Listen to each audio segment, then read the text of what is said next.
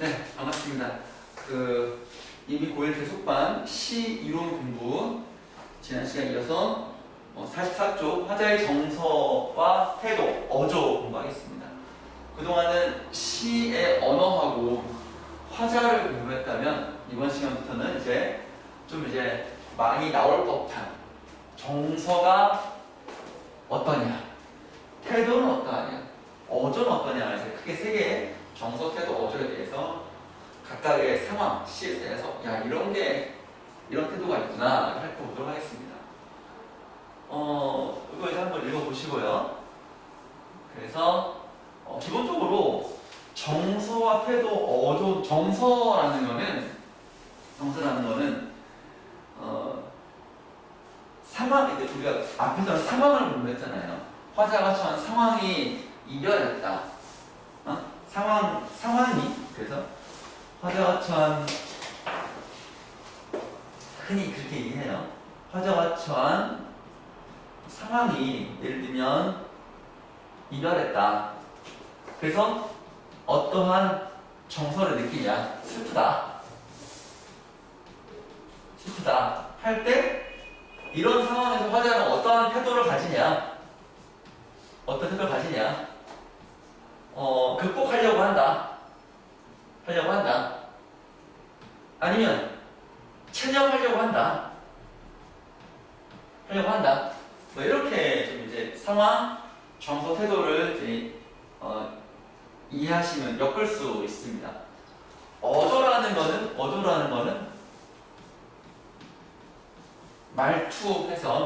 말투를 통해서 어떤 정서와 태도를 짐작할 수가 있다는 것입니다. 그러니까 같은 내용이라도 말투에 따라서 좀 이제 어떤 정서나 태도가 좀 이제 다름을 알 수가 있어요. 그래서 똑같은 말인데도 기분이 좀 나빠 보이면 말투가 좀 이제 흔히 띠껍게 나간다 이렇게 말하는 것이죠.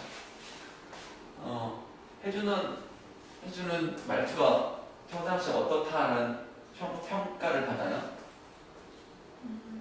수다스럽다? 아니면 말이 별로 없다? 아, 그래요? 세훈이랑 얘기하는 거 보니까 말 엄청 많던데? 이런 것들 있습니다. 네, 그래서 이제 봄비라는 시를 이제 보시면, 봄에 내리는 비가 봄비겠죠?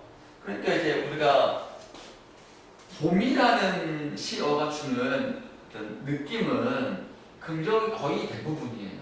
왜냐하면 겨울 다음에 봄이기 때문에 겨울은 좀 이제 차갑고 막 생명이 다 없고 그런 공간이라면, 그 시간이라면 봄은 이제 마음을 소생하는 그런 것이거든요.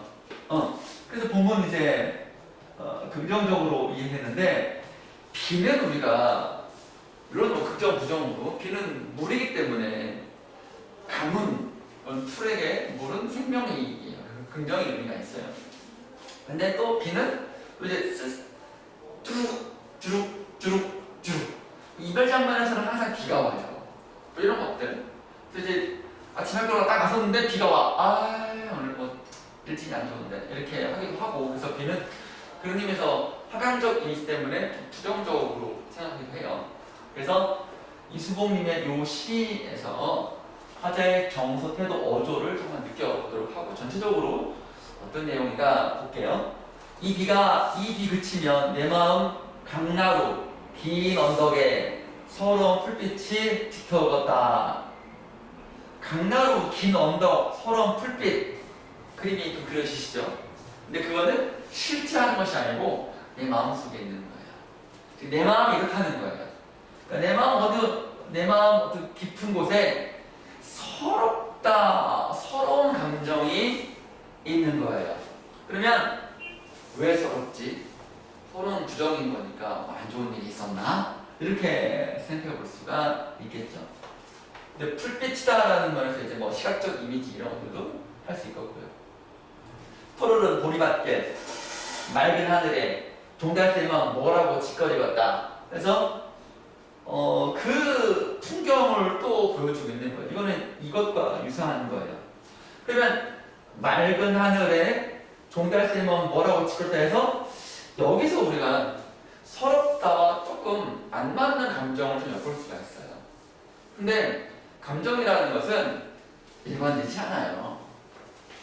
우리가 일희일비하고 기쁘다가도 울고 울다가도 웃고 하는 게 우리 마음이잖아요. 그런 마음을 보여주고 있다. 서러운 마음에 약간 빨간 하늘을 보면서 종달새가 종달새가 짓거리는 거는 의인법이긴 한데 막 종달새가 쫀달쫀달 쫄쫄쫄쫄 그러면서 막 날라다니는 그런 모습을 지금 보고 있는 거잖아요. 그래서 여기 왼쪽 한번 설명 보시면 그런 거예요. 그래서 이런 물음을 여러분들도 던지셔야 돼요. 자, 왜 화자는 풀빛이 서럽다고 그 서러움이 더해질 것이라고 말하는 걸까? 그 의문. 그리고 여기 한번 더 볼까요? 오겁다, 걷다가 이제 그 종결 표현인데, 종결어인데 반복적으로 사용되고 있으니까 당연히 운율을 이제 형성하는 것이고요. 운율된 말은 없지만 고생하시고 요거 하겠다라는 거는 깃터 오겠다 이런 거거든요. 근데 걷다 같은 경우는 좀 이제 이게 좀 예스러운 말투기도 하고 그래서 됐다보다는 좀 고요하고 담담한 어투다. 깃터 오겠다 이런 느낌이겠죠. 그래서 그의 감정이 좀 잔잔하게 가라앉아 있을 것이다. 그래서 조금 더 쓸쓸한 느낌이 있다. 이런 어떤 어조예요. 어조 이거는. 그래서 3년 보면 이기 그치면 시세워 덩그러질 고운 꽃밭 속 처녀애들 짝하여 새로이 서고 이것도 이제 긍정의 이미지죠. 비가 그치면 꽃이 보여요. 비가 그치면 이제 물 먹고 꽃이 막 이제 싱그럽게 그 다음에 처녀애들이 꽃밭 속에서 이제 막 이제 꽃 따가지고 손에 이제 꽃 뽑아 그렇게 이제 있는 그런 모습인 거죠. 그래서 요거 보세요. 이거를 보고 화자가 지금 이제 긍정인가 보다 이렇게 생각할 수 있지만 조금만 더 여러분들이 비켜보시면 자 볼게요. 차분차분. 시대마다 여기저기 다투어 필 꽃들과 생기 넘치는 처녀애들의 모습이 화사한 봄의 정취에 보세요. 화사한 봄의 정취를 느끼게 합니다. 맞아요? 그러나 이러한 밝은 봄의 풍경은 화자의 서러운 심정과 반대되는 풍경이다. 그래서 그의 상상 속에서의 장면이 아닐까라고 추측할 수도 있는 거예요. 그러니까 그치면이니까 아직 이제 계속 비가 내리고 있는 거잖아요. 계속 비가 내일은 중이니까 아직 이건 없는 거예요. 그죠? 아직도 이게 없는 거예요. 그러니까 계속 이제 비 내리면서 서러움 속에서 비가 그치면 뭔가 이루어질 거다라는 것이고 계속 이제 이어서 여기서 이제 이 시에서 이제 서러움의 정체가 드러나는 연이라고 흔히 해석들 하죠. 임 앞에 임이 이제 화자에게 중요한 시적 대상일 것이고 타오르는 향연이 이제 향연기. 우리가 향을 피운다, 향불 피운다라는 말은 아무 때나 향불 피우진 않아요. 사람이 죽었을 때, 제사 지낼 때, 제사. 어떤 죽음이랑 관련이 있는 거라서 퍼즐을 맞춰보면 이미 죽었구만. 같이 땅에선 또 아지랑이가 타오르었다. 이제 비가 그치고 나면 이제 봄이 어디 열기 때문에 아지랑이가 피어오르겠죠. 그래서 요거가 이제 하이라이트 CO이고 여기 보면 향연은 죽은 사람 앞에 피우는 연기입니다. 화자는 임을 잃은 상황이군요. 상황. 다가올 아름다운 봄을 생각하면서도 슬프고 서러웠던 화자의 마음. 비가 그치면 이제 봄을 확실하게 즐길 텐데 그렇지만 슬프고 서러웠던 화자의 마음을 보여주고 있는 겁니다. 그래서 바깥의 풍경은 봄의 풍경이라 괜찮지만 화자의 내면은 그렇지 못해서 대비도 이렇게 있다고 볼 수 있는 겁니다. 그 정도. 그래서 처음에 이제 말했듯이 여러분들에게 시의 어떤 그 주제를 파악하기 위해서는 화자의 상황, 정서, 태도 이런 것들을 퍼즐 맞추기다. 이런 것들을 통해서도 대략 전체적인 정서 분위기를 엿볼 수가 있다 정도로만 해석할 수 있으면 좋습니다. 자, 그래서 여기 아래 부분에 보시면 정리하는 문장 이렇게 정리할 수 있으면 좋아요. 화자는 비 데이고 난 후 다가올 맑은 봄날을 그려보고 있다. 사별한 슬픈 상황인데도 그리운 슬픔을 여기 이런 문장 질도 드러내지 않고 있다. 간접적이다. 그래서 시는 그래서 선생님이 시는 옛날에 돌려 말하기 그리고 생략이다 라고 말씀을 드렸었습니다. 걷다라는 담담한 어조, 담담하다라는 말은 이럴 때 담담하다라고 하는 거예요. 슬픔은 좀 담담하다와 대비가 되는 것이 격정적이다. 격정적이다. 격정, 감정을 절제하지 못하고 폭발시키는 거예요. 담담하다, 절제하는 것이죠. 아름다운 봄을 떠올리면서도 그 속에서 임을 생각할 수밖에 없는 깊은 쓸쓸함, 그리움이 묻어나고 있다. 애상적인 분위기, 애상적이다. 좀 슬픈 분위기다. 이렇게 이해하시면 좋고요. 45쪽에 이론 들어가 보겠습니다. 정서라는 것은 우리가 흔히 그냥 감정이라고 이해해도 돼요. 정서, 감정, 뭐 기쁨, 슬픔 이런 것들을 정서라고 하면 됩니다. 그런데 여기서 화자가 시적인 대상이다, 시적 상황에 대해 느끼는 거니까 구체적인 청자, 사람일 수도 있고 아니면 사물일 수도 있고 아니면 시의 어떤 뭐 일제강점기라든가 전쟁 상황이라든가 산업화 시대의 구체적인 상황에 대해서 느낄 수도 있어요. 정서. 그럼 정서는 흔히 긍정과 부정으로 이제 크게 나눌 수 있고 구체적인 걸 잘 모른다 하더라도 긍정일 것 같아, 부정일 것 같다 그 정도만 갈라낼 수 있어도 어떤 시의 내용을 이해하는 데는 크게 어려움은 없을 것이다. 문제도 마찬가지고요. 그래서 긍정적인 정서를 보시면 어쨌든 뭐 긍정이 어떤 뜻인지 알죠? 그래서 이런 말들 기쁨, 희망, 소망, 동경 동경과 소망이 같은 말이고요. 사랑, 즐거움, 안도감 등등이다가 긍정정서다라는 거예요. 무등을 보며라는 시를 보겠습니다. 무등은 무등산이에요.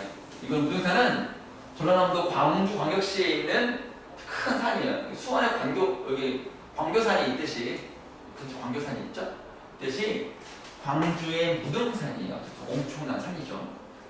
보면서, 즉 산이라는 거는 뭐랄까, 인간과 대비되는 자연, 우뚝 선 자연. 그러니까 변함이 없고 이리이리하지 않고 늘 그 자리에 있는 그런 느낌인 거예요. 본다라는 거예요. 쓴 작품이다. 그래서 이 서정주 시인이 쓰셨는데 이 시인이 여기 전쟁 때 실제로 이렇게 전라남도 광주에 대학교가 조선대학교가 있거든요. 전남대학교도 있고 거기에서 이제 국어교과 교수님으로 있을 때 피난민 시절이었으니까 좀 되게 좀 교수님이어도 좀 생활이 그렇게 편하지는 않았거든요. 가난했거든요. 그때 이제 마음을 다잡으려고 요 시를 썼다고 합니다. 그래서 물질적인 궁핍, 가난이 사람의 본성이다. 아무래도 뭐 어떤 이기심이 아니라 어떤 서로 가난하면서 서로 사랑하는 그런 마음일 거예요. 까지 가릴 수 없다. 깨달음과 넉넉한 태도로 가난을 극복하자는 메시지를 전달하고 있습니다. 그래서 시 일부를 보시면 처음과 끝이네요. 가난이야. 한낱 남루에 지나지 않는다. 가난, 별깔과 별거 아니야. 이렇게 남루라는 말은 남루한 옷차림이다. 이런 표현이 있어요. 그래서 낡아 해진 옷이다. 그러니까 가난은 그냥 별거 아니야. 아무것도 아니야. 저 눈부신 햇빛 속에 갈매빛의 등성이를 드러내고 서 있는 여름산 같은 무등산이죠. 우리들의 타고난 살결, 타고난 마음씨까지야 가릴 수 있겠냐? 못 가린다. 즉 가난 때문에 우리들의 본성이 드러나지 않는 것은 아니다. 우리들의 가난하지만 뭔가 함께하면은 사랑하는 마음은 가난으로도 가릴 수 없다. 이런 얘기입니다. 가난과 타고난 살결, 타고난 마음씨 요 설명을 보면 본성이죠. 본성. 가릴 수 있어야 뭐 서리법 확인해 볼 수 있겠죠? 가릴 수 없다. 타고난 본성을 긍정적으로 보는 거야. 그러니까 가난하지만 챙겨주는 그런 마음. 중요한 어느 가시 여기서 이제 뭐 부부 얘기 나와요. 이제 부부 얘기 나와요. 부부간에 서로 사랑하고 이런 것들. 어느 가시덤불 숯구렁에 놓일지라도 시련이죠. 시련. 부정적인 시련이죠. 우리니까 화자와 청자를 포함하는 거예요. 그래서 이제 같이 함께 하자라는 그런 게 되는 것이죠. 우리는 옥돌같이 보석, 귀한 보석같이 호젓이 묻혔다고 생각할 일이다. 청태라도 자욱이 낄 일이다. 이 부분, 호젓이 묻혔다라고 생각할 일이다. 라는 말은, 호젓이라는 말은 이게 보석 같은 것이 나오냐 널리지 않잖아요. 뭐 듬성듬성이 있잖아요. 그러니까 아무리 삶이 힘들더라도 우리는 그냥 원래 그렇게 있는 것처럼 보석이 이제 오랫동안 가만히 있는 거잖아. 그래서 상황을 이제 짐작해 보면은 힘들더라도 원래 그런 것이냐. 우리가 언제는 안 힘들었어? 언제는 안 힘들었냐고 항상 그렇게 계속 이렇게 그 자리에서 본성을 유지하면서 살자. 언젠가는 지나지 않겠냐. 그런 의견도 여러분 이해하시면 되겠습니다. 그러면 청태가 낄 거야. 청태는 푸른 이끼란 뜻이거든요. 그래가지고 푸른색은 좀 이제 생명력이다. 청태가 끼는 거니까 생명이 이제 물을 익을 것이다 라고 이해하시면 되겠습니다. 한자가 좀 많아서. 그래서 이 설명들은 한 번 더 이제 읽어보시면 될 것 같습니다. 이런 것들이 이제 긍정적이다라고 하는 겁니다. 가난에 대해서 부정적으로 창피하게 생각하지 않고 가난함에도 어쩔 수 없는 것이고 우리의 본성은 다치면 안 되지. 오히려 가난할수록 더 많이 사랑하고 그래야지를 보여주는 것입니다. 그럼 부정적 보겠습니다. 뭐 슬퍼하거나 비관하는 정서다.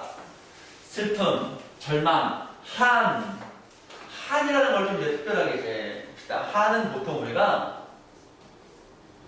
어떻게 타이틀이 되냐면 이별의 정한이다.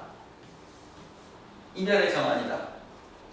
지상렬법 같은 경우 시를 보면 항상 이별의 정한, 김소월 시는 이별의 정한이라고 합니다. 그러니까 이별이라는 상황에 대해서 화자는 싫은데 이별하고 싶지 않은데 어쩔 수 없이 그냥 이별을 받아들일 때 생기는 마음속에 어떤 걷잡을 수 없는 정서, 그거를 정한이라고 하는 겁니다. 정한. 그래서 굉장히 슬픈 거죠.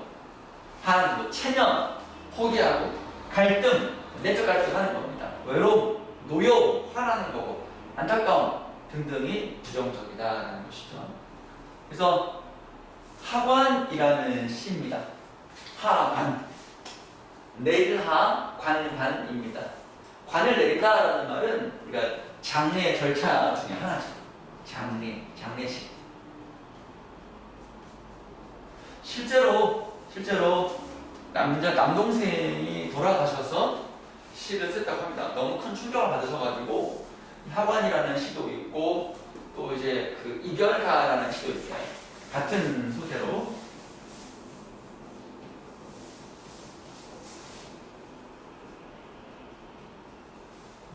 뭐라카노 저 어떤 관계석에서 니 뭐라카노 하는 그런 시가 있습니다. 경상도 방언이 쩔쩔하죠.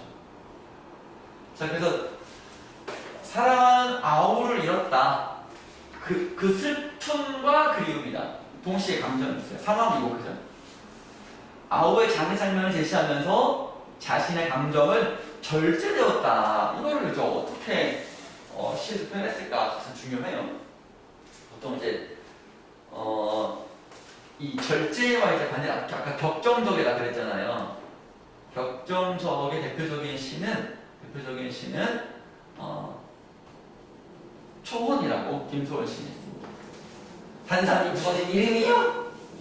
허공 중에 열린 이름이요? 뭐 그런 게 있었습니다.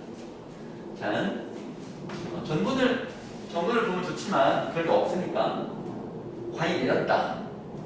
그리고 이렇게 다 이런 것도 있잖아요. 다로 끝나는 거는 조금 담담하고 좀 차분합니다. 이런 걸 통해 가지고 담담, 차분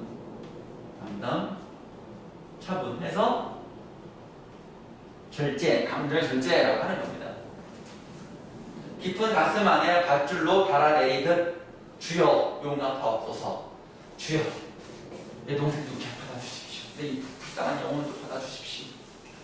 머리맡에 성경을 얹어주고 나는 옷자락에 흙을 받아. 매장하는 장례식이면 요즘 화장 많이 하고 그러잖아요. 근데 전통 장례식은 매장이죠. 그래서 산에 가서 이제 평평하게 평지를 가지고 뭐 삽이나 요새는 포크레인 다 불러가지고 포크레인으로 이렇게 관이 들어가고 이렇게 파요. 또 안에 들어가서 또 이제 일정하지 않으니까 네모가 가지고 이렇게 파요. 이제 관을 이제 3개의 끈으로 묶어가지고 이렇게 사람이 6명이서 끈으로 들어가지고 이렇게 내려요. 그리고 이제 관 이렇게 집어넣고 그 다음에 이제 주변 쌓아놓은 흙으로 한 삽씩 이렇게 삽으로 하거나 아니면은 좀 이제 좀 그렇잖아요. 그러니까 이제 옷자락에 흙을 받는 정성인 거죠. 보통은 삽으로 밀어버리는데 가서 그리고 이제 흙을 뿌리면 관이 덮어질 거 아닙니까? 안 보이잖아. 그럼 이제 완전 맞춰박는 거야. 관을 뭐 사실 볼 수가 없는 거지.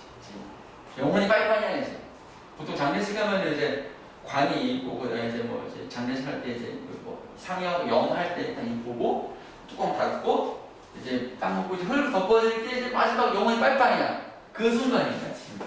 그래서 발을 하직했다가 이제 두 가지 의미가 있는 게 흙을 받아서 이제 영혼이 빨리빨리 그런 의미예요. 흙이 떨어졌다라는 것과 흙이 떨어졌다 그리고 하직 인사 그런 의미가 있는 겁니다.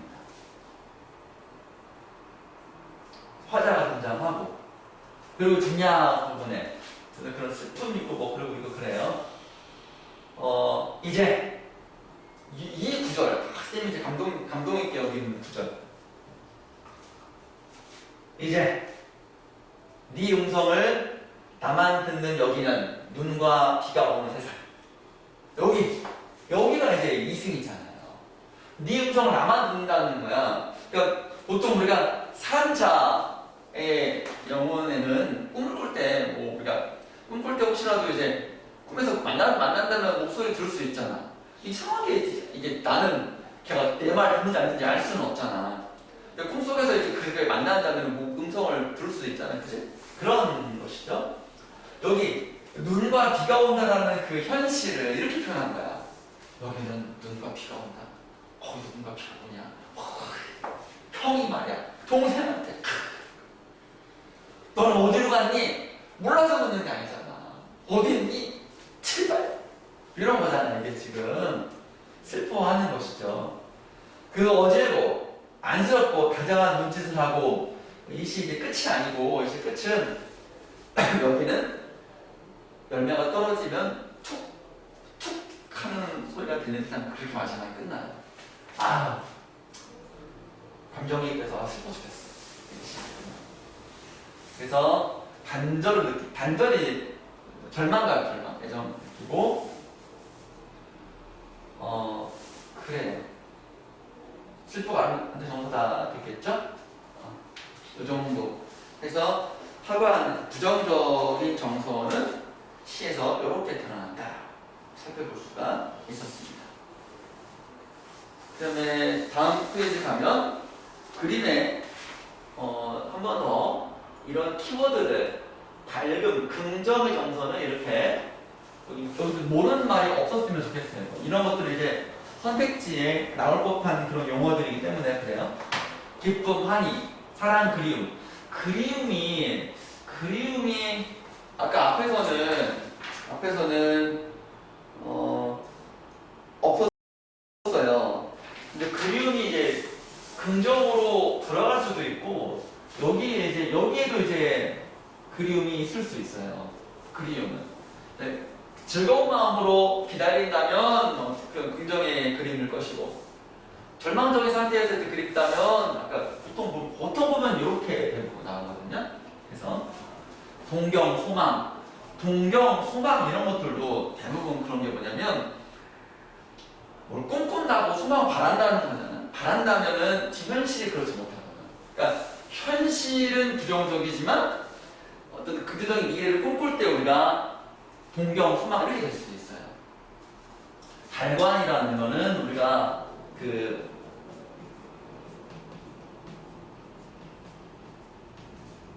천상병 시인의 귀천이라는 시가 이제 앞에서 이제 나 하늘로 돌아가리라 구름 손짓하면은 가서 아름다웠더라고 말하리라. 이거 죽음에 대해서 달관했다. 뭐 물질에 대해서 달관할 수도 있고 뭐 사람의 이성에 대해서 달관할 수도 있고 뭐 그렇겠죠? 그런 것들이 아니면 속세에 대해서 달관할 수 있을 거예요.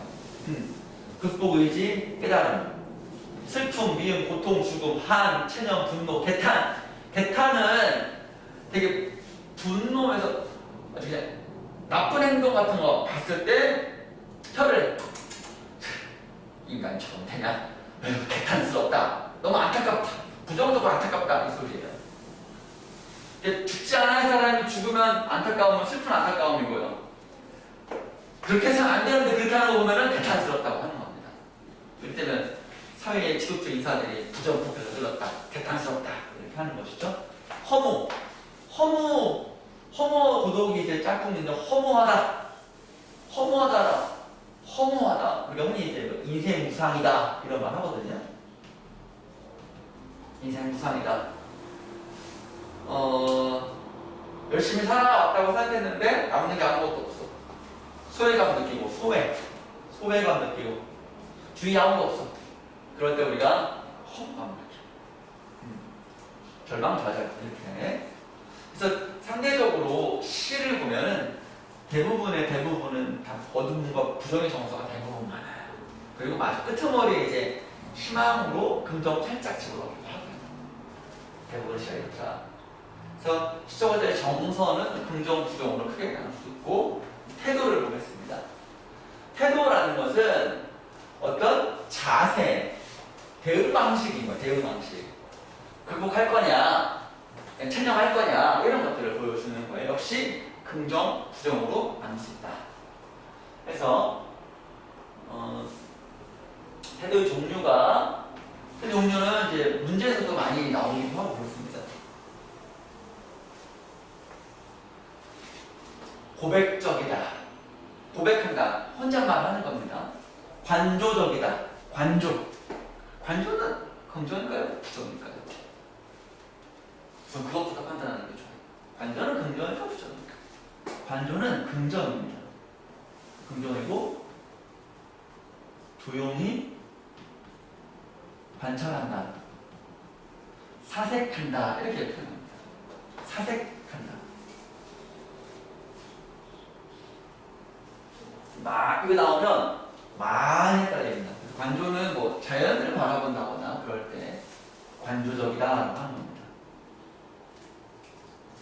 그다음에 낙관적은 알고 긍정적인 염세는 세상을 굉장히 염자가 혐오한다는 그런 뜻이에요. 세상을 굉장히 비관적으로 바라본다는 거야. 비관적이야.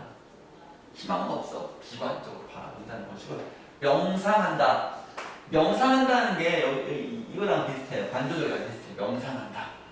차분하게 내면을 들여다보고 이런 것들이죠. 반성한다는 거는 잘못한 거에 대해서 반성할 수도 있고 아니면 여기 윤동주 씨 같이 성찰한다는 거는 자신의 행동이라든가 생각 이런 것들을 천천히 돌아보는 것을 말하는 거거든요. 수용한다, 받아들이고, 비판한다, 비판하는 것이고, 의지, 어떤 극복 의지, 극복적이다. 예찬이라는 말은 대략 어떤 느낌? 칭찬한다. 그렇습니다. 찬양. 보통 우리가 어떤 위대한 인물이라든가 자연에 대해서 예찬적이다라고 하는 것입니다. 달관 그 현실을 초월하는 그런 것들 체념한다, 포기한다라는 것입니다. 그래서 이런 말들, 그래서 반성적이라는 것은 어떤 것이냐 보겠습니다. 자신을 돌아보고 잘못한 걸 좀 뉘우치는 것도 반성적이다 라는 것입니다. 그래서 백석의 남신의주 유동 박씨공방입니다. 요거는 편지 주소예요. 편지의 주소예요. 북한의 신을 있잖아요. 신의주 유동이라는 곳에 박시봉이라는 사람의 방이라는 말은 새방살이라는 사람이다 뜻입니다. 그래서 이제 낯선 곳에 가서 그냥 새빵을 얻어가지고 있는 때 누구한테 편지를 쓸 것입니다. 그래서 백석이라는 사람 꼭 기억해 주세요. 이래 나는 이 순내나는 춥고 누구탄 방에서 낮이나 밤이나 나는 나 혼자 너무 많은 것 같다. 요 표현, 나 혼자 너무 많은 것 같다. 요 굉장히 인상적인 구절이죠. 내가 너무 많다. 도대체 어떤 의미인지, 내가 너무 많다라는 것입니다. 일단 생각하며 기롱배기에 북덕불 당겨오면, 이거는 이제 그 난로가 주인이 얼어줄까봐 난방이 안 된다는 거예요. 그러니까 이제 이 방인데 지금처럼 그런 방이 아니라 그 헌사슬간 그 공정을 싼 그런 방이라서 난방이 안 되는 거예요.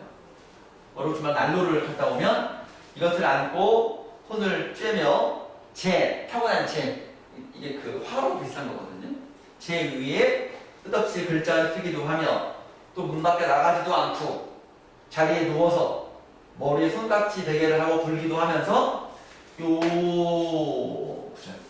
나는 내 슬픔이며 어리석음이며를 소처럼, 소가 이제 그거잖아. 다시 되새김질을 하잖아. 연하여 새김질하는 것이었다. 여기서 이제 자신의 지난 나의 행동이라든가 이런 생각들을 살펴보는 것이죠. 여기 이거는 뭐냐면 어떤 고민이나 그런 거예요. 고민, 내적 갈등 이런 것들.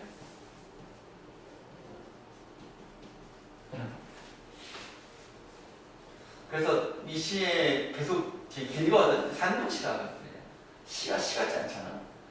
보면은 생각한 끝에 내가 살아서 뭐해, 나 같은 게 아무것도 없고, 여기 보면 이제 어느새 나는 아내도 없고 집도 없고 고향도 있고 그러고 낯선 곳에 와가지고 제발 하룻밤만 이러고 있대.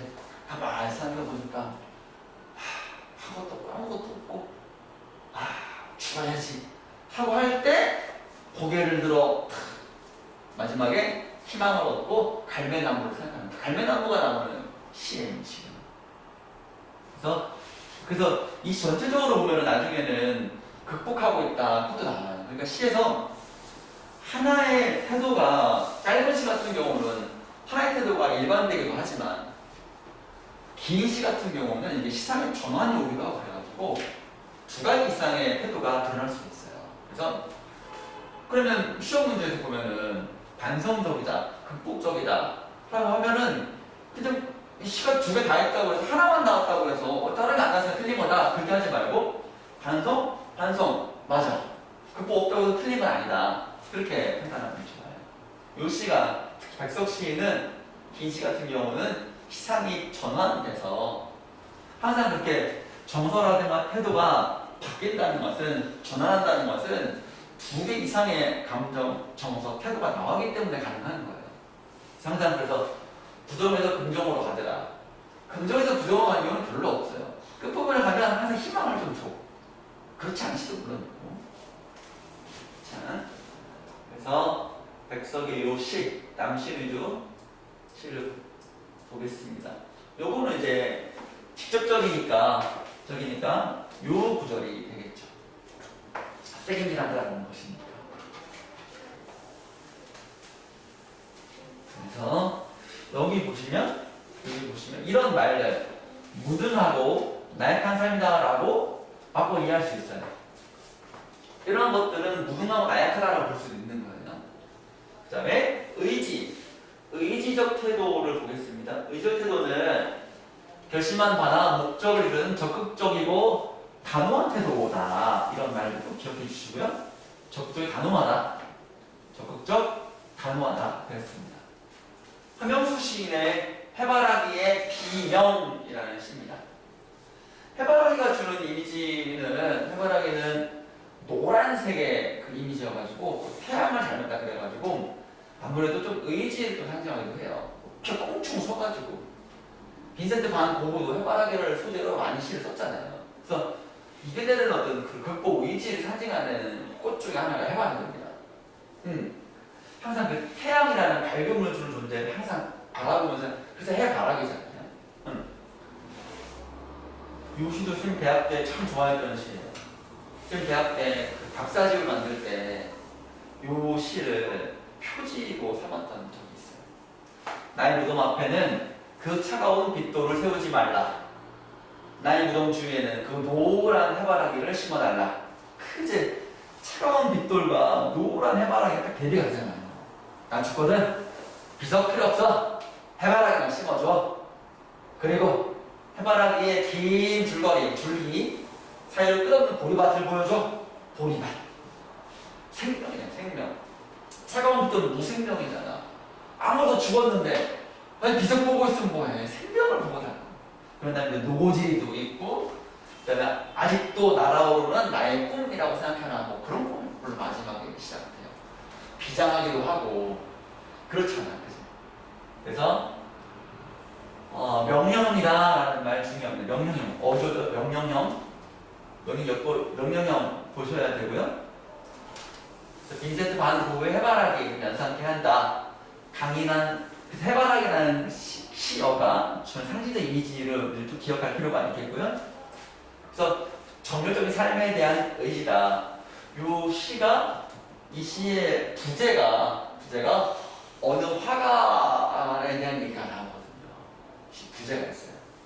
그래서 정열적인 삶에 대한 의지이다. 이렇게. 이 시가 좀 아쉬운 게 뭐냐면 시가 많긴 하지만 잘려 있어가지고 조금 아쉽긴 해요. 그래도 요거만 봐도 핵심 공부랑 마찬가지니까. 다음 보겠습니다. 비판적인 태도라는 건 뭐냐? 비판한다라는 말은 비난과는 좀 구분할 필요가 있어요.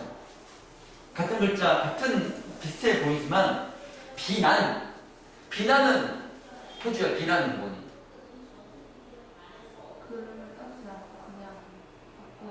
그렇지, 욕하는 거야. 근거 없어? 그냥 막 쌍욕해 대는 거야. 모함, 중상, 모략하는 그런 게 비난이에요.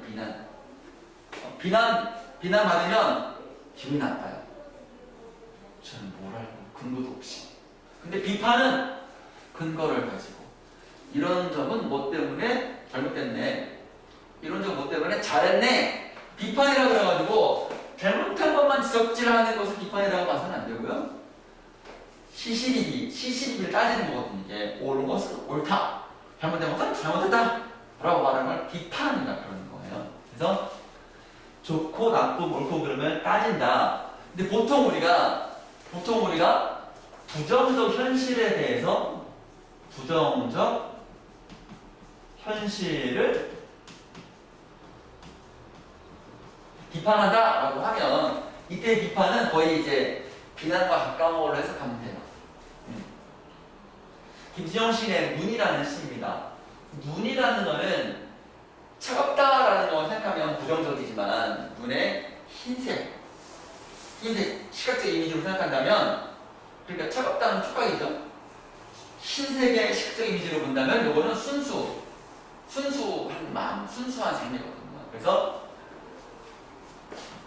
순수로 가야 되는데 왜 그러냐면 기침을 하자라는 초유형이에요. 기침을 하자. 기침이 왜 하냐면 마음 몸속에 있는 나쁜 바이러스를 내보내기 위한 생리적인 행동인 거잖아요. 기침을 하자. 근데 이거는 뭐냐면 자연스럽게 토전하는 기침이 아니라 인위적으로 뭔가를 하자는 거예요. 이 기침을 하자는 거예요. 이거는 인위적인 노력하자라는 거지. 그러면 이유가 있어야 될 거 아니야. 자연스럽게 나오는 것도 인위적으로 하는 건데 일부러 젊은 시인이요. 기침을 늙은 시인도 아니고 늙은 회사원도 아니고 늙은에 대비되는 젊은 그리고 평범한 사람이 아닌 시인인 거예요. 그럼 젊다라는 건 아무래도 좀 더 열정이 가득한 사람일 것이고 때묻지 않은 사람들일 것이고 그죠? 시인이라는 것은 우리가 그냥 흔히 시인 생각하면 이렇게 뭐 신선처럼 시만 끄덕거리고 있고 그런 생각하지만 시인은 굉장히 날카롭고 예리한 이성과 감정의 조화가 있어야지만 시를 쓸 수 있는 거예요. 섬세하잖아. 전혀 다른 것들을 연결해가지고 의미를 만들어내는 그 임량이 대단하신 분이죠. 그 천재, 시인은 천재야. 천재급이야. 소설가보다 시인은 훨씬 천재급이에요. 소설은 길어서 읽기가 좀 힘들긴 해도 읽으면 재미가죠. 스토리고 우리 인생사니까. 근데 시는 아는 시야 좀 있지. 요즘 요즘 시인들, 젊은 시인들 쓰는 시를 읽어보면 쌤도 몰라. 뭔 소리인지 하나도 모르겠어. 요거에 나오는 시나 그런 쌤은 조금 이제 시 안다고 하는 거죠. 시험지 나오는 것만. 낯선 시를 보면, 응? 모르는 게 대부분이에요. 그래서 시는 굉장히, 이 젊은 시인이라는 시어를 선택은 그런 의미에서 순수, 열정인 거예요. 젊은 시인이요. 기침을 하자. 우리가 더 깨어있자. 껍데기를 가라. 이런 것들. 깨어있자. 눈 위에 대고 기침하자. 눈 더러 보라고. 마음 놓고. 그러니까 눈이 완전 리트머스 시험지야. 순수한 존재야. 우리 인간은 기침 있다가 안에 뭔가 불순물이 있다는 거거든. 그래서 눈. 나 잘하고 있지? 나 이제 깨끗해진 것 같지? 이 세상에 더러움에 맞서가지고 싸울 만한 순수한 존재가 된 것 같지? 이런 느낌인 거예요. 그래서 기침을 하자. 그래서 불순한 일상성, 소신이성, 속물성 이거를 의미하는 시어가 이 시에서는 가래라는 시어로 형상화되어 있어요. 이 시의 다른 부분을 보면은 뱉어내기 행동이다. 그래서 뭔가 이 김수영 시인은 1950, 60년대 이제 군사 독재의 상황에서 저항하는 그런 시를 많이 썼거든요. 그러니까 평범한 사람들은 대부분 다 쫄아가지고 있는데 그것도 쫄아가지고 이거 알긴 알지만 민주화가 되게 돼야 되지만 굳이 민주화가 안 돼도 나만 괜찮으면 되는 거 아니요? 그렇게 생각하는 게 여기 말하는 불순한 일상성 당하면 되지 뭐 소시민성 속물근성인 거예요. 그러니까 뭐냐면 전체적으로 민주주의가 되는 거 좋지. 그렇지만 집안에 들어가서 똑바로 안 해? 집안에서 독재자가 되고 선생이랍시고 막 패고 막 회사 가서 막 갑질하고 막 이런 것들 이게 바로 소시민 작다 시민성이 없다 자기만 하는 그 이기적인 사람들을 그래서 소시민성이라고 하는 겁니다. 굉장히 많이 언급되는 주제예요. 그래서 대부분의 이게 바람직한 가치가 아니잖아요. 그래서 그 자본주의가 더 심화되면서 물질 만능주의가 되면서 더 돈 한 푼에 막 이제 인간성 막 파괴하고 그런 현상이 더 많아질 거 아닙니까? 자본주의가 심화됐으니까 공산주의 가지 않는 이상은. 그래서 문학 작가들이 이거에 대한 문제의식을 가지고 작품들을 많이 창작해서 이런 것이 어떤 의미인지를 아는 것은 중요하다. 앞으로 많이 언급될 단어들이니까. 그래서 그럼 어떡할 거냐? 기침을 하자니까 이거 깨지 않고는 눈앞에서 좁혀가지고 못한다. 이런 얘기입니다.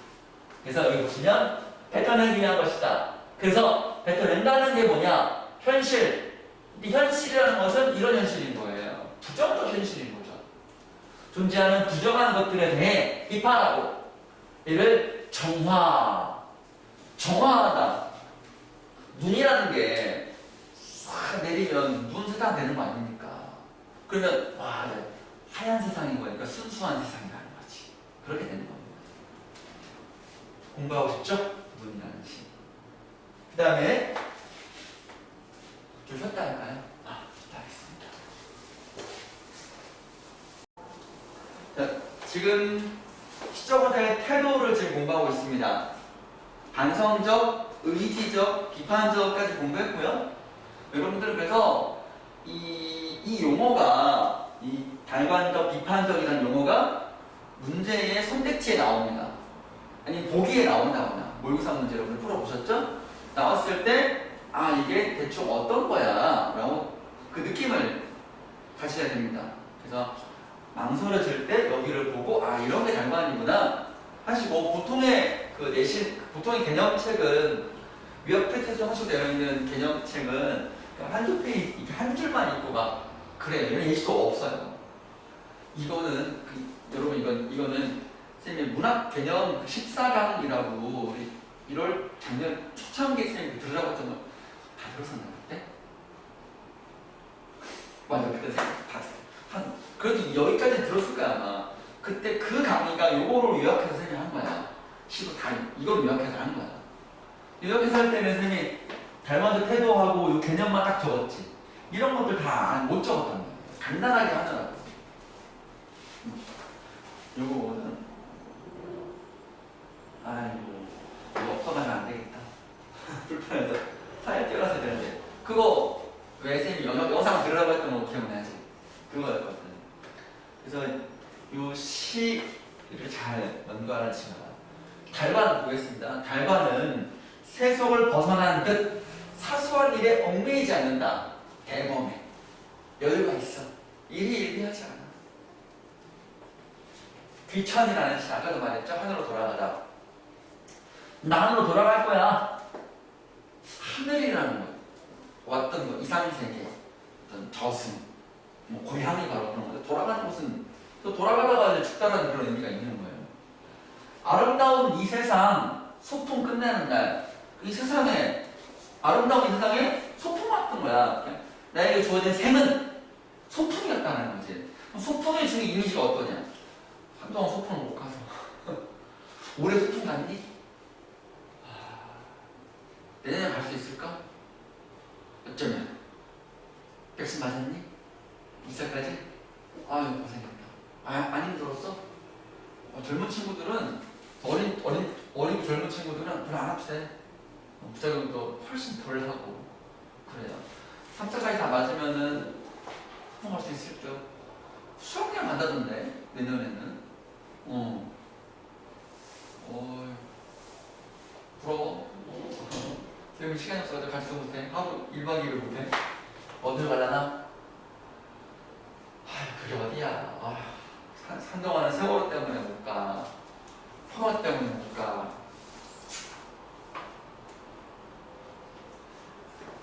그 소풍이 주는 이미지, 없어서 떠올리기 좀 어렵지만 어렸을 때 생각해보세요.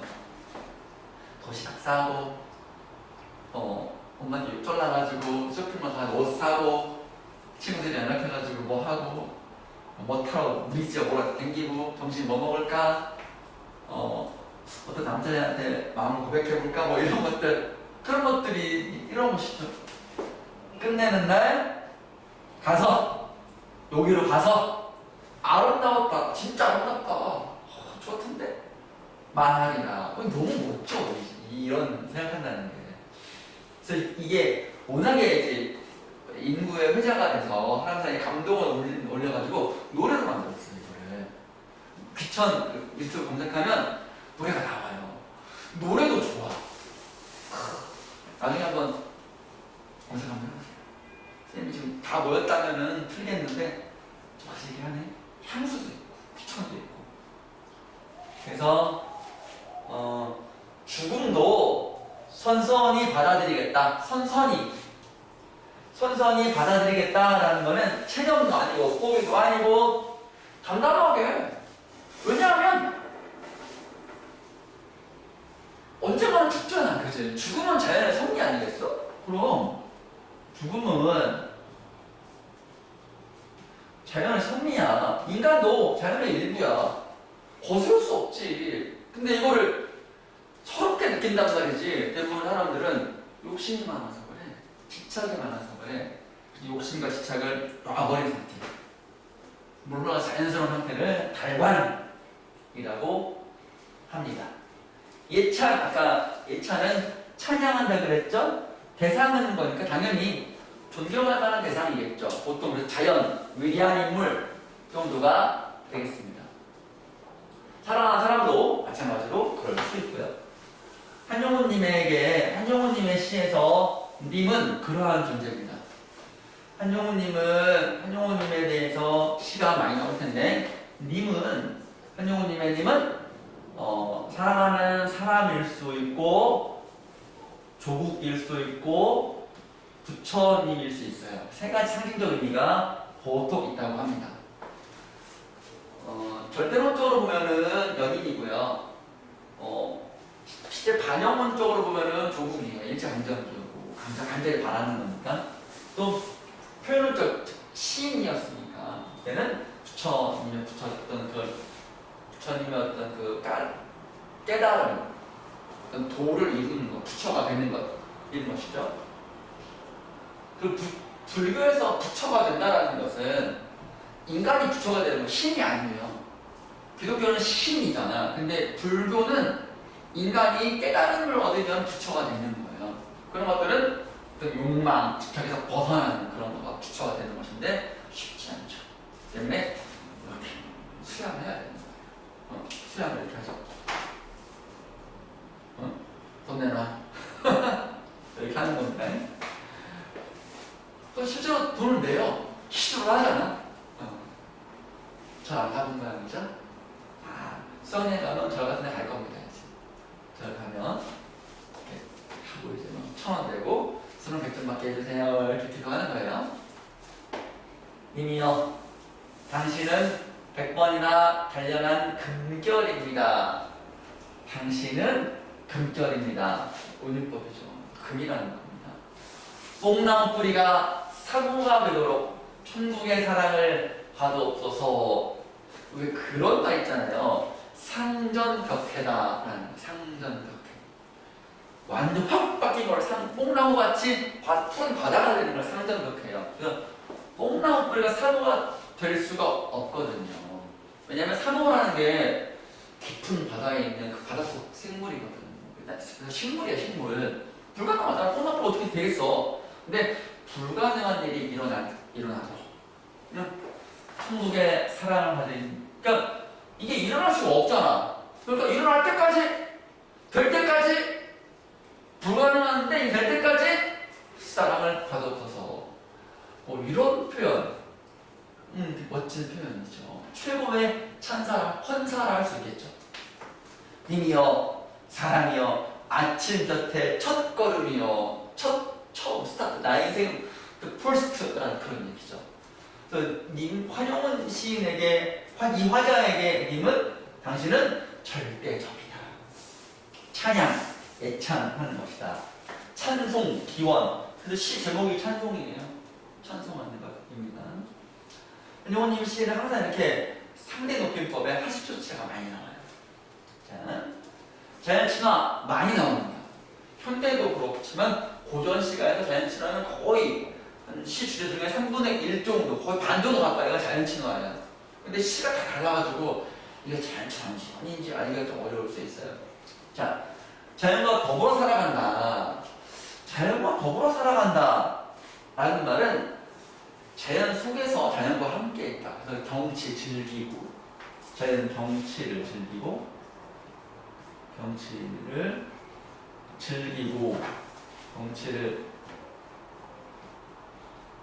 즐긴다라는 게 일단 있는 거예요. 경치와 함께 하죠. 마음을 좀 편안해지고. 그러니까 이런 것들이 이제 한자 성어로 무라일체, 유유자적, 이런 것들이 되게 많아요. 한자 성어 이런 것들이. 있습니다. 그래서 이런 것들 이제 시조라고 합니다. 시조. 조선시대의 시, 대표적 일반적인 시를 시조라고 합니다. 시조.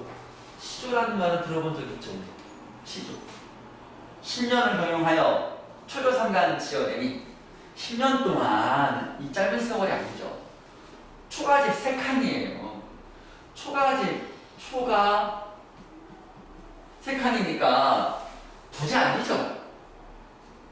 부자 아니잖아요. 초가집이면은 엄청 금방금방 지어요. 근데 10년 동안 겨우겨우, 경영이라는 말은 10년 동안 근검절약 겨우겨우 초가집 3칸을 지었는데 여유가 없는 거야. 가난한 거야.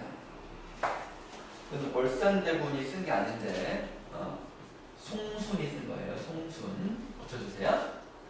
대구는 왕자거든. 왕자가 돈이 없을 리가 없어요. 이게 잘못된 거예요. 송순이 쓴 건 맞고요.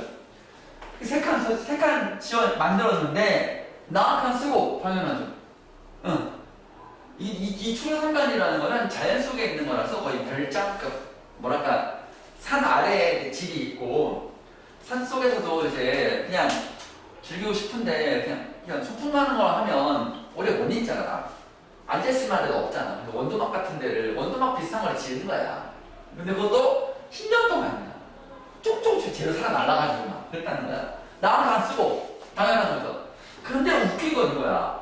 달 한 칸 주고 초풍 한 칸 주고 달도 한 칸 주고 청풍 맑은 바람도 한 칸 주고 가능한 일입니까? 불가능하죠. 달이 무슨 사람이야?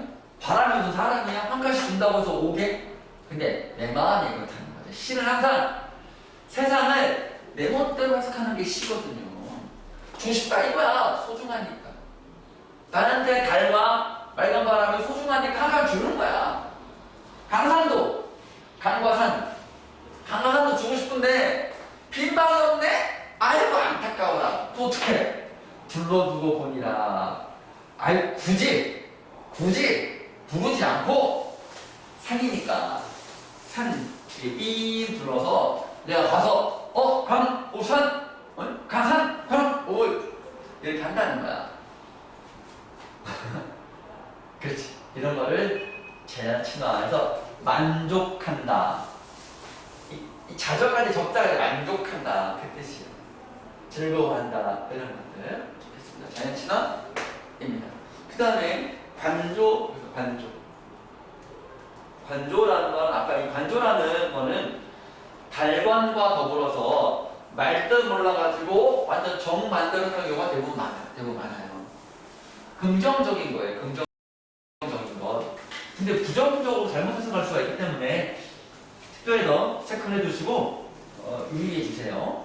관조 조용히 관찰한다. 냉정이라는 말 때문에 부정적으로 볼 필요가 있는데 그게 아니에요. 그냥 객관적으로 담담하게 바라본다. 조용히 관찰한다. 사색적이다.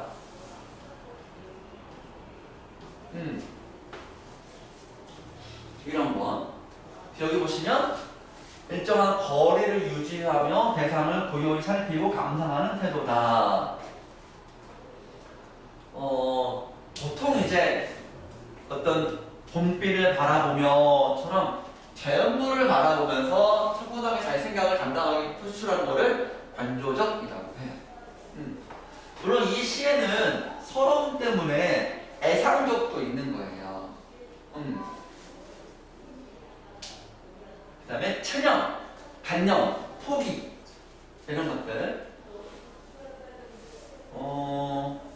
요 시를 조금 공부했었죠 우리가? 조는 강에 삽을 씻고 식감바닥에 썩은 물 그거 아닌가요?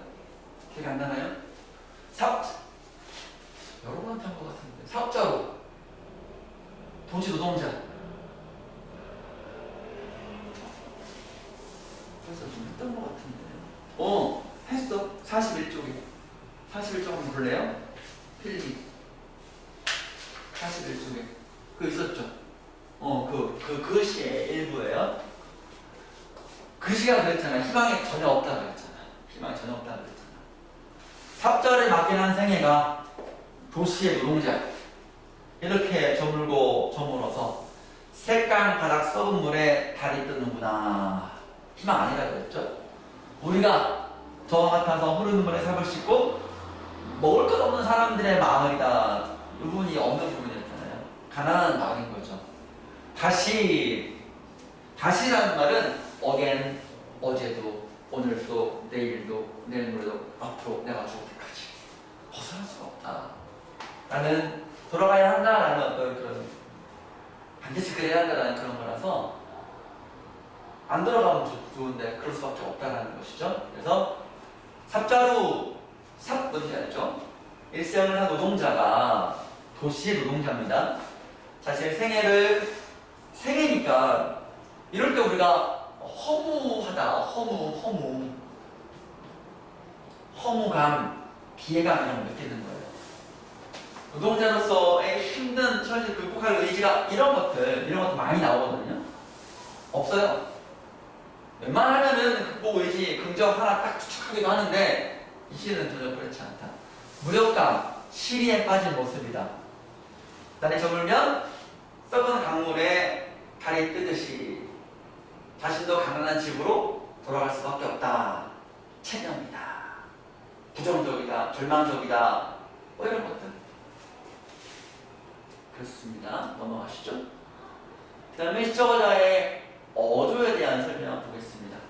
그래서 이론까지 마무리 지으면 되겠구나. 49초까지 목표를 한번 해봅시다. 네. 어조라는 거는 간단하게 말투라고 해서 말투. 그래서 화자의 말하는 방식, 억양, 강세 이런 것들. 화자가 사용하는 특징적인 말의 느낌과 말투. 그래서 우리 흔히 시어를 통해서 그거를 봐야 돼요. 뭐 존댓말을 쓴다고 경어체를 쓴다거나 반말을 쓴다거나 뭐 대화체를 한다든가 한자말을 많이 쓴다든가 비속어를 쓴다든가 그런 것들이 알 수가 있겠고 뭐 하십시오체라든가 뭐 그런 것들 있습니다. 어조다. 여기 보세요. 어조가 형성되는 거는 서자의 성별, 남성, 여성이 특히 남성, 여성, 특히 여성 같은 경우는 부드러운 어조라 그래요. 남성은 강인한 어조라 그럽니다. 여성의 대표적인 거는 김소월 시, 활용훈 시도 그렇고 남성적 어조는 이육사 시, 광야라든가 절정 이런 것들이 대표적이고요. 그 다음에 시의 의미, 이미지, 말소리가 주는 느낌. 말소리라는 거는 운 형성하는 것이 그런 것들. 그 문체가 조금 이제 중요합니다. 문체, 경어체, 의보체, 독백체, 대화체. 경어체는 존댓말이고요. 경어체는 말 때문에 올라가 틀린 경우도 있어요. 존댓말. 의보체라는 말은 애쓰러운 문체. 뭐가 있냐, 승무라는 시를 보면, 나빌레라는 그 고풍스러운 그런 느낌을 주는 거. 궁중에 쓰는 것 같은 그런 느낌을 주는 거. 이 조금 있고요. 대부분의 시는 독백체예요. 혼잣말 하듯이 차분히 자신의 상황을 정서 내면을 드러내요. 근데 대화체도 가능은 하죠. 실제 대화하는 것도 있고 말을 건네는 것도 있고 자세한 또 나와요. 이제 또 종결어미 평서형은 조금 담담하고 단호하기도 하고 의문형은 서리법을 말하는 거라서 이것도 강조하는 것이겠죠. 명령형, 청유형 같은 경우도 무슨 화자의 의지, 정서, 태도를 강조하는 걸로 많이 나오게 됩니다. 그런 것들. 자, 그래서 더 구체적으로 보겠습니다. 청자의 유무에 따라 청자가 없으면 독백이고 있으면 대화예요. 구체적 청자가 있으면 대화체, 실제 대화는 아니고 그냥 우리가 앞에서 배웠듯이 배운 것 중에 향단아 그네 줄을 밀어라 할 때 화자는 춘향이고 향단이한테 부르지만 향단이가 네 아씨 대답하지 않아요. 그런 것들도 대화체 범주에 들어간다. 또 화자가 누냐에 따라서 어린이녀는 말투가 조금 뭐 헤어체라든가 해체 이런 거 나오고 그거 우리 그 엄마야 누나야 강변 살자 이런 것들 있고요. 어른 남성 여성 특히 이제 남성 여성이 좀 많이 나옵니다. 남성 여성이 지식인은 조금 한자어 좀 많이 쓰고요. 노동자 같은 경우는 우리가 현대시에서 노동자가 화자인 시는 거의 없다고 보시면 돼요.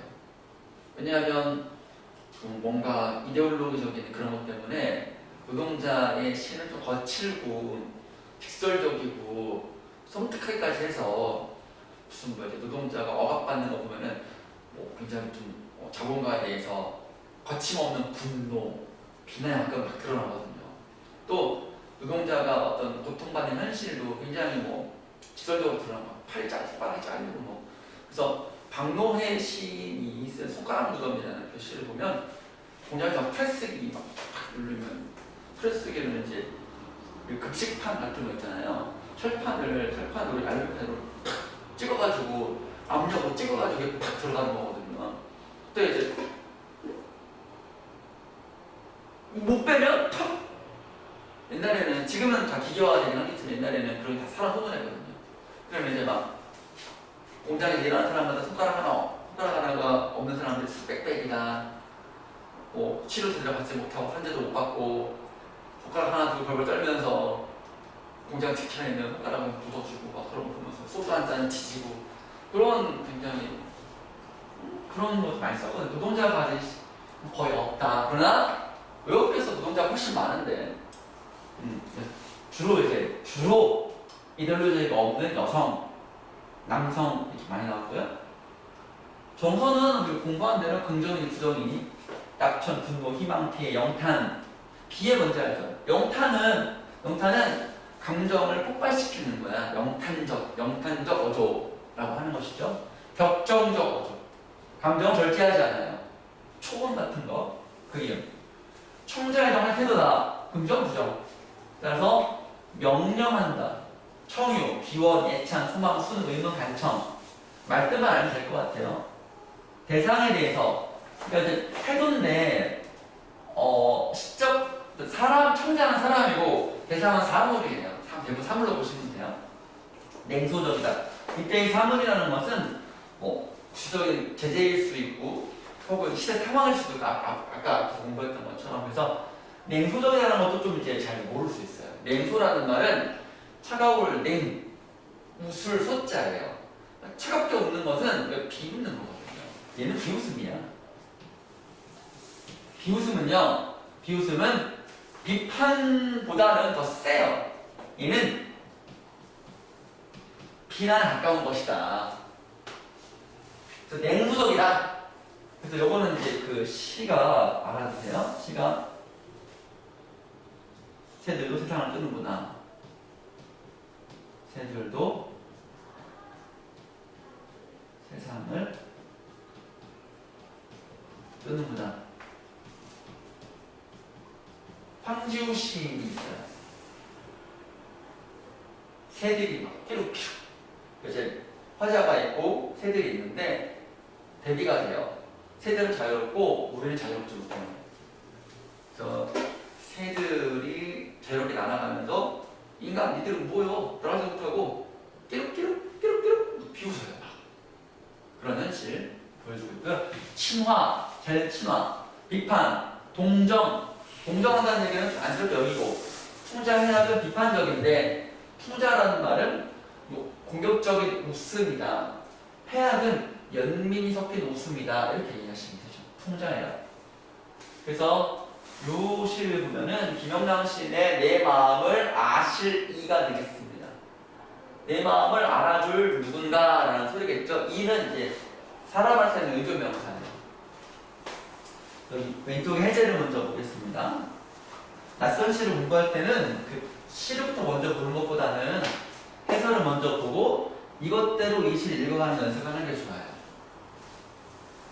그러면서 이제 시는 이렇게 읽는 거구나 라고 하면 더 좋죠. 임에 대한 간절한 그림이라는 정서에 대해서 어떻게 여성 화자의 호소력 있는 목소리다. 그러면 화자가 여성이고 어조가 호소력 있는 목소리다. 그래서 김연랑 시는 우리가 시어를 굉장히 가렸었다. 대표적으로 이제 모란이 끼까지는 이라는 시가 있어요. 시어의 조탁이다 이런 표현을 많이 쓰죠. 시어에 가서 시어의 조탁이다라는 말은 이제 고루 골라서 그 사람은 딱 적절한 시어를 엄청 섬세하게 골랐었다 이 소리입니다. 내 마음을 아실 그분, 내 혼자 마음 나같이 아실 분 어디나 계실 것이면 아직 없네, 가까이 없네. 내 마음 때때로 어리오는 티끌과 또 부정이죠. 어떤 그 티끌이란 말이 작은 먼지여가지고 어떤 마음속에 있는 어떤 그런 걱정이라든가 불만일 수 있을 거예요. 내 마음을 못 알아주는 거야? 이렇게 못 막을 수 있을 거예요. 속임없는 눈물, 간곡한 방울방울, 푸른밤 보이 맺는 이슬 같은 보람을, 그러니까 티끌, 방울방울, 보람을 보배인 듯 감췄다가 내어드리지. 나의 모든 걸 다 준다는 거야. 이렇게 이거는요. 나의 힘듦과 나의 보람을 다 드린다. 정성스럽죠. 아, 그립다. 이런 시는 조금 그래요. 왜냐하면 정서를 너무 직설적으로 표현했어. 명탄적이고 그립다. 그립다라는 정서가 바로 튀어나왔잖아요. 그게 직설적이다라고 하는 겁니다. 내 혼자 마음 나같이 아시니 꿈에나 아득히 보이는 말 현실에서는 없는 거야. 꿈에서도 보고 싶다는 그런 거겠죠. 이렇게. 그 다음에 이상화 씨, 유치원 시인의 바위라는 시입니다. 바위가 주는 느낌 어때요? 딱딱 단단하잖아. 그래서 이제 무생명으로 볼 수도 있고요. 또 굳건하다 그렇게 볼 수도 있어요. 그래서 쌤 요 시도 여러분 나이 때 쌤이 쌤 그때 공부했던 책 보여줬잖아요. 그때 요 시를 읽고 어려운 말이긴 하지만 이 처음과 마지막 구절이 멋있더라고. 그래서 기억했던 시 중에 하나입니다. 그러니까요, 젊은이 바위를 소재로 했죠. 현실 초극적인 삶이다. 현실을 초극한 나. 기존 현실을 이겨내려는 그런 삶을 살고자 한다. 근데 어조가 남성적이고 단호한 어조로 나 죽으면 바위가 될 거야. 이런 것들입니다. 내 죽으면 한계 바위가 되리라. 애련에 물들지 않고 희로에 움직이지 않고, 그러니까 애련과 희로는 인간의 나약한 감정인 거예요. 의지를 굳건하게 하지 못하는 나약한 그런 감정. 단호해야 되는데, 야, 한잔해. 싫어. 한잔해. 싫다니까. 이런 거예요. 물들지 않고, 움직이지 않고, 그래서 단호하다라고 할 수 있고요. 비와 바람, 부정이죠. 시련이고, 깎이는 대로. 억년, 비정의 항목에, 억년은 오랜 세월이에요. 수억 년이라는 소리고요. 비정이라는 말은 정이 없는 거잖아. 왜냐면 바위니까. 이런 인간의 감정에 물들지 않는 거야. 냉정하라라고 이해해주세요. 비정의 항목은. 침묵이야, 침묵. 그러니까, 옆에서 야, 한잔해. 그러면 차라리 말을 안 하고 술도 안 먹고, 그래서 비정, 냉정한 항목, 침묵. 이거는 견딘다는 거지. 이런 유혹의 물자를 견딘다는 거지. 그래서 그거를 내 안으로 채찍질한다는 거는 수련한다는 얘기죠. 유혹에 물들지 않으려고 엄청 노력을 하는 거야. 이거는 자기 노력, 자기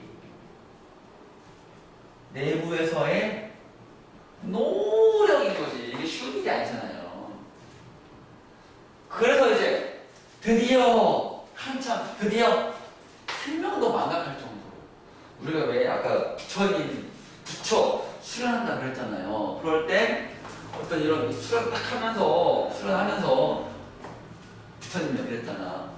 깨달음 얻기 전에 광야에서 40일간 이제 수행을 하는데 마귀가 와가지고 온갖 유혹을 하고 막 이제 음식이며 여자며 뭐 다 유혹을 해도 안 넘어갔다잖아. 그래서 이제 거의 그냥 그렇게 하게 되고 거의 죽음의 쫓아까지 가까이 간 거지. 그래서 이거는 뭐냐면 극한까지 간 거야. 목숨조차도 아무것도 아니다 이런 거 얘기하면 이런 어떤 어떤 아까 말했던 이런 것들 초국적인 삶을 하고자 하는 것도 죽어도 상관없다 이 소리인 거예요. 대단한 가치인 거지. 목숨, 생명과 이 가치 중에 이거 훨씬 중요하다는 거예요.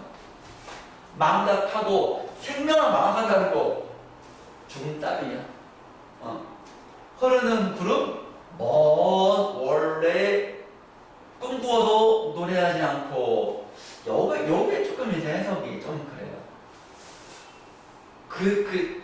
죽기 직전, 깨달아먹기 직전의 그 상황에서 구름을 보고 멀리 멀하고 원은 같은 멀다라는 뜻이에요. 멀다이고 원은 원자예요. 올해는 번개예요, 번개. 그래서 이런 흐르는 멀리 있는 자연물을 보면서 깨달음의 직전의 과정으로 가는 거다라고 보시면 되고요. 자연스럽게. 그 다음에 노래하지 않고 깨뜨려져도 소리하지 않는 바위가 되리다. 그래서 이제 이 단계는 극복한 단계라고 보는 것이죠. 그냥 대략 이제 이것만 아무리 힘들어도 바위처럼 단단한 사람 될 거야, 의지 가질 거야 이렇게 얘기해도 괜찮습니다. 바위라는 시. 그리고 밑에 내려가 보시면 시적 화자는 여기 여성적 어조 기억하시죠? 여성적 어조 이런 것들을 여성적 어조라고 한다. 보통 우리가 남성 화자가 임에 대한 간절한 그림을 노래할 수 있어요. 그런데 성차별이나 그런 건 아니지만 보통은 임에 대한 간절한 그림은 여성 화자가 좀 자연스럽더라. 말투도 되게 좀 부드러워요. 요즘 시대라고 좀 맞지 않은 설명이긴 하지. 감각적으로 시를 표현했다. 내 마음, 날같이 어리오는 같은 모음이나 유음을 사용해서 이런 것들이 모음이나 유음이라는 거는 real, 울림소리, 노란 양말, 리을 이런 거 쓰면 좀 부드러운 느낌을 써요. 김연아 시인이 이런 걸 참 많이 썼어요. 울림소리 이런 것들 썼어요. 그리고 유치환 시인의 시 전체가 다 그런 건 아니에요. 유치환 시인의 시 중에서도 굉장히 성상도 엄청 많아. 이 양반이 번처가 있음에도 불구하고 애인한테 편지 쓰고 막 그랬다니까요. 러브레터 쓰고 참 어이가 없죠? 나중에는 아내가 축구 애인하고 같이 살았다는 몰라요. 그 정도예요. 쓰레기 욕하시는 말고 시만 봅시다잉. 남성적 어조는 이렇게 드러나는 거다. 내면의 감정이나 외부의 유혹에 흔들리지 않는 의지적인 삶이다. 그래서 좀 단호하다라고 할 때 우리가 단정적인 말투라고 하고 우리가 그런 것들을 묶었을 때 남성적 어조라고 한다라는 것입니다. 보자본다. 다음 페이지에 어조의 기능 보겠습니다. 어조가 어떤 기능을 하냐 보시면 분위기 조성, 정서, 태도 반영, 주제 강조. 한마디로 말하면 어조는 주제를 강조하는 데 다 기여하는 거예요. 시에 있는 모든 표현은, 형식은 다 내용인 주제를 강조하는 데 기여하는 것들인 거니까 따로따로 이렇게 굳이 나눌 필요는 없는데 보도록 합시다. 시의 분위기를 조성한다. 분위기를 만들어준다. 그러니까 우리가 처음 만났는데 말투가 좀 띠꺼워요. 분위기가 무겁죠. 근데 활달해. 그러면 분위기가 밝은 거죠. 그런 겁니다. 전반적인 정조나 분위기를 형성한다. 정조나 분위기를 형성한다. 시의 인상을 결정짓는다. 이런 표현들. 이웃사 시인의 교목이라는 시입니다. 교목이라는 말은 학교에 나무가 아니고 큰 나무, 엄청 큰, 매우 큰 나무를 교목이라고 하고 넘어가는 상징성은 어떤 하늘에 닿을 때 큰 나무니까 우뚝 서 나무라서 의지를 상징합니다. 푸른 하늘에 닿을 듯이 세월에 불타고 우뚝 나무 불탄다는 거는 좀 이제 부정적이죠. 부정적 현실인 거죠. 일제 강점기를 의미합니다. 그래도 우뚝 남아서서 이 구절이 좀 낯설어요. 되게 낯선 표현이야. 차라리 봄도 꽃 피지 말아라 명령하고 있습니다. 이럴 바에야 차라리 봄도 꽃 피지 마 이러는 겁니다. 봄이면 꽃이 피는 건 당연한 거 아니에요? 네, 봄이 왔는데 야, 꽃 피지 마 라는 겁니다. 왜 그럴까 생각하는데 전문을 보면 좀 좋은데 그냥 이해해 보세요. 봄이 와서 꽃이 피면 꽃이 구경하면 예쁘잖아. 그러면 야, 꽃 향기도 맡고 그러면 마음이 좀 어떻게 돼요? 좀 누그러질 거 아니겠어. 마음이 좀 일제강점기에 의지를 가지고 있어야 되는데 아직 광복도 안 됐는데 한참 독립운동 해야 하는 강인한 의지를 가져야 될 때 꽃이 정신 팔려가지고 날카로운 마음 가지면 안 된다라는 그런 얘기가 있는 거예요. 자, 그렇게 이해하시고 그래서 부정어를 사용했다. 또 말하라 같은 경우는 명령형 어잖아. 명령형 어디 썼기 때문에 또 기본적으로 육사시 같은 경우는 시가 아까 왜 그 유치한 시 같은 경우도 시를 오랜 세월 동안 많이 썼기 때문에 우리가 흔히 유치한 시는 바위라든가 생명에서 이것만 특정한 거 몇 개 있어가지고 강인한 남성적 어조다 라고 하지만 많이 썼기 때문에 그게 아닌 것도 있어요. 그렇지만 이육사 시는 상대적으로 시를 쓴 기간이 짧고요. 시도 몇 개 없고요. 대부분 다 독립운동 하다가 감옥 갇혀가지고 감옥에서 독립운동을 수단으로 썼기 때문에 표현이 세요. 또 거의 이육사 시는 어조가 강인한 남성적 어조 하면 거의 끝나요. 특이하다. 그렇습니다. 비장 결연하라 했고요. 정서 태도를 반영한다. 그렇죠. 정서 태도가 내용이라면 바로 표현으로 드러나는 거 아니겠습니까? 그렇게 이해하시면 되겠고요. 격정적 어조 딱 나왔네. 그치? 초혼, 혼을 불러요. 산산이 부서진 이름이요. 그 이름을 가진 사람이 죽었으니까 이름이 끝난 거라는 얘기예요. 호응 중에 헤어진, 흩어진 이름이요. 이 영탄법. 불어도 주인 없는 이름이요. 쓸모없는 이름이야. 죽었기 때문에. 불어도 없어 대답이 없어. 그러다 계속 부르다가 내가 죽을 이름이요. 고통스러우니까. 그래서 이런 것들을 격정적 어조라고 합니다. 또 여기 직접적이다라는 표현도 가능하죠. 반복, 영탄 당연하고요. 이런 것들에서 김소월 씨는 웬만하면 이렇게 하지 않는데 너무 슬펐나 보지? 라고 이해합니다. 다음에 주제를 강조한다. 그래요? 어쨌든 주제를 뒷받침하는 것이 다 형식 중에 하나가 어조가 있으니까 그래요. 가을에는 사랑하게 하소서 말줄임표. 오직 한 사람을 택하게 하소서. 가장 아름다운 열매를 위하여 이 비옥한 시간을 바꾸게 하소서. 그래서 하소서, 하소서, 하소서. 그러니까 딱 보면 이제 절대자에게 기원, 소망하는 어조잖아요. 그래서 여기 보시면 청유형. 청유형인데 이거는 우리가 사랑하게 하자. 그게 아니라 신에 대해 얘기하는 거예요. 지금 우리 이거 잘 안 써요. 보통 옛날에 드라마 사극 보면은 신하가 왕한테 죽여주시옵소서 이렇게 나오잖아요. 그래서 굉장히 예스러운 말투예요. 그래서 굉장히 존경하고 얘가 납작 엎드리는 그런 거라서 간절함을 상징해요. 이런 의미하는 간절한 기원이다.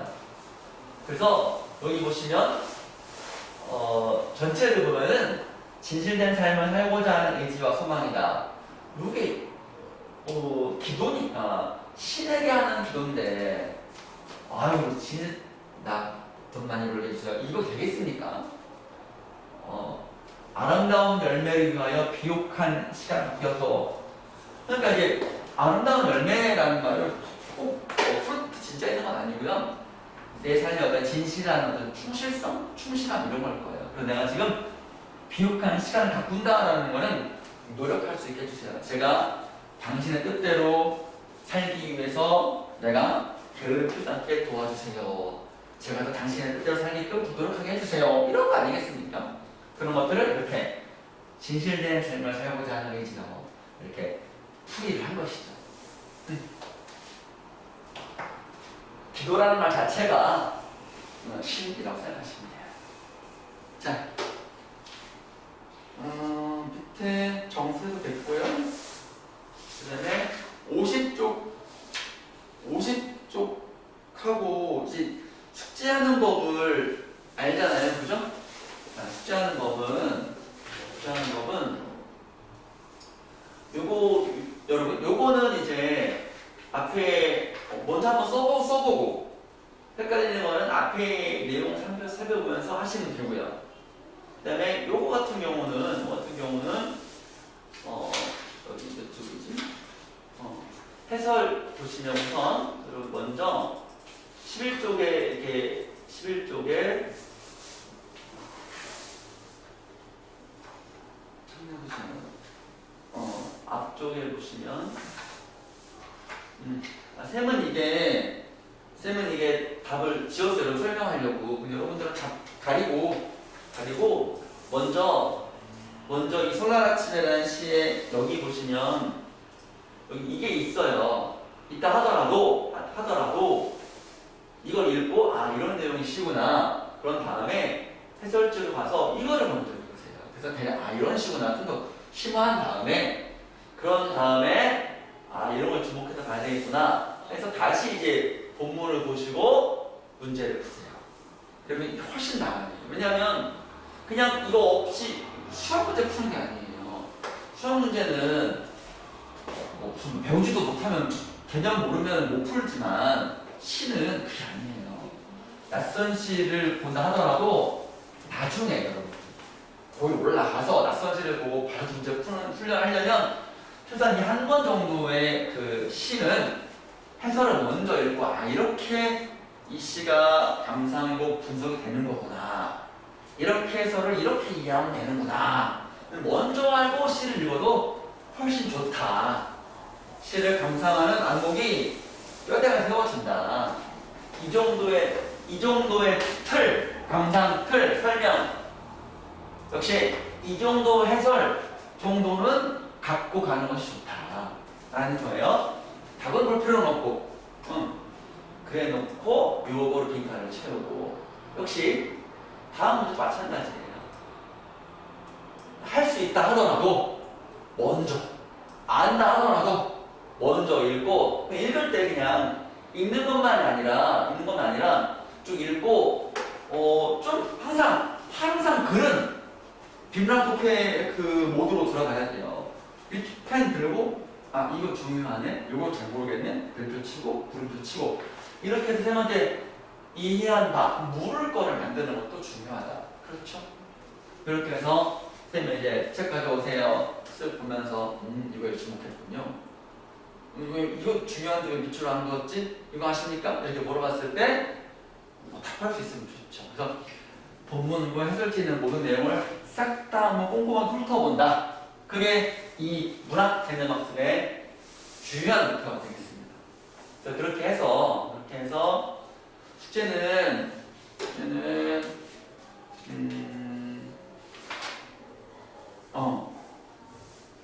거기까지 합시다. 51쪽까지만. 50쪽 51쪽까지만. 추가 숙제예요. 앞에 부분 뭐 거의 다 했잖아요. 그죠? 거기에 숙제 하시고 하사칼라는 후대부 중점도 해주시고 한 절반 남은 것 같은데 근데 뭐 거의 다 끝나지 않았어요. 거의 끝났죠? 아직 이만큼 남았어요? 반 정도? 12월 전에 다 끝낼 수 있겠네. 그래요. 수고했습니다.